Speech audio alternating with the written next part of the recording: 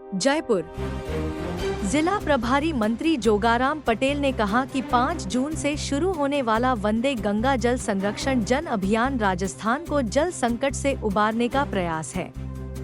Jaipur collectorate में आयोजित बैठक में उन्होंने अभियान की तैयारियों की समीक्षा की।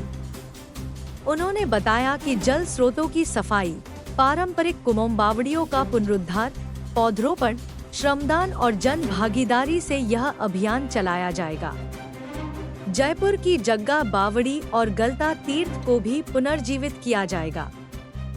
बैठक में हरियालो राजस्थान, खाद्य सुरक्षा योजना और रास्ता खोलो अभियान की भी समीक्षा हुई।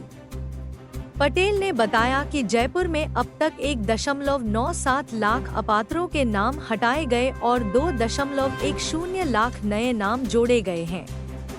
1182 रास्ते आपसी सहमति से खोले गए हैं।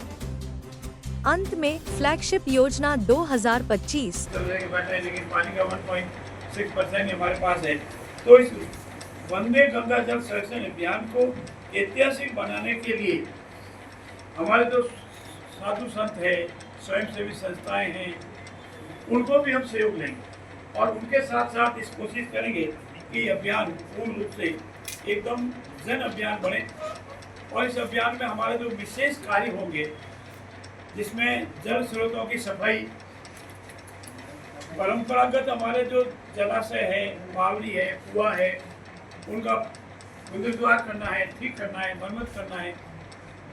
जल संरक्षण गतिविधियां जो होती है, जो हमारी पुरानी जल संरक्षण गतिविधियां थी, उनको ठीक करना है। ओरण आगोर में जहाँ छोटा मोटा अतिक्रम है उसको हटाना है, उसमें पानी का आवक जो होती है, जिसको हम हमारी भाषा में कैचमेंट एरिया बोलते हैं, वो ठीक हो। ये सभी इस अभियान का भाग रहेंगे। साथ ही साथ हमारा जल संरक्षण अभियान के माध्यम से राज्य को जल स्वावलंबी बनाने का मुख्य उद्देश्य है कि हमारा राजस्थान जल संरक्षण में, जल उत्पादन में, जल प्राप्ति में स्वावलंबी बने। इसके लिए मुख्य ध्यान रखते हुए हम इसको कार्य कर रहे हैं और व्यापक जन को जोड़ते हुए आवश्यकता महसूस की जा रही है कि इसको सर्वस्पर्शी हो, न कोई जाति, न कोई धर्म, न कोई एरिया, सभी को साथ लेकर के इस अभियान को चलाएंगे।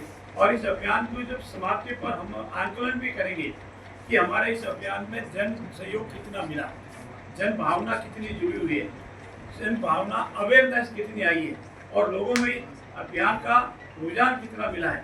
और इससे धीरे धीरे जल संरक्षण और जल संवर्धन की जो भावना पैदा होगी वो भविष्य के लिए आवश्यक है।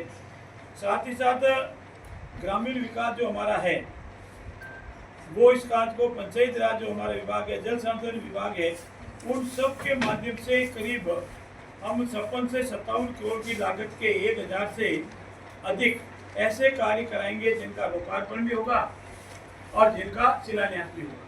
वो सब इस जल संरक्षण से जुटे हुए हैं ताकि आने वाले समय में हमारे जो कार्य है वो निरंतर रहे।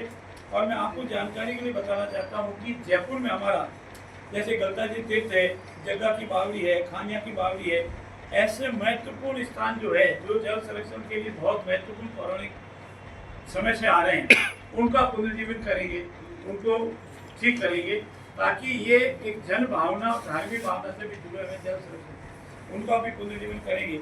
ये मोटे मोटे तौर पर हमारा महापुरुषों के जो हमारे स्थिति हुए उनको ठीक कराएंगे।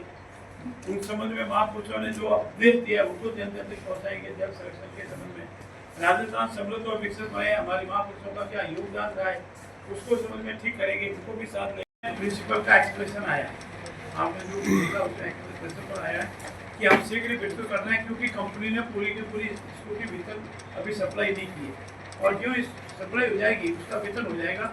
उसमें ज़्यादातर कंपनी ने टाइम पर सप्लाई नहीं की, इसीलिए वेतन नहीं होता। सर, एक राशन कार्ड के आपने अभी आंकड़े बताए, लेकिन सरकार अपना काम कर रही है, लेकिन नियमित संचालकों पर कोई वो अंकुश नहीं है। वो मनमानी के पैसे ले रहे हैं, मनमानी से काम कर रहे हैं और इधर उधर घुमाते रहते हैं।